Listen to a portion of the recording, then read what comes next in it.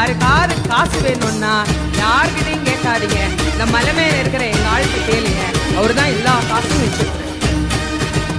அவர்கிட்ட போனா லோனே இருக்காது.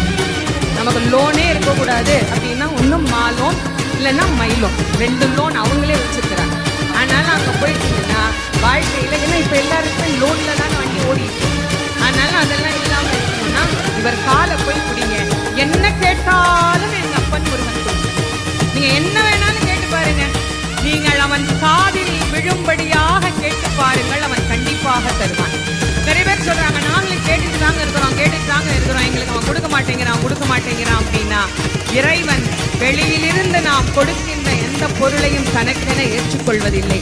நானே தயாரித்து ஒன்று கொடுத்தால் இறைவன் அதை ஏற்றுக்கொள்வான். நிறைய பேர் நான் கூடையா பூ வாங்கிட்டு போறேன், நான் அப்படி அபிஷேகம் பண்றேன், இப்படி அபிஷேகம் பண்றேன், எல்லாம் வெளியிலிருந்து வந்தது தானே, நீங்களே என்ன கொடுப்பீங்க?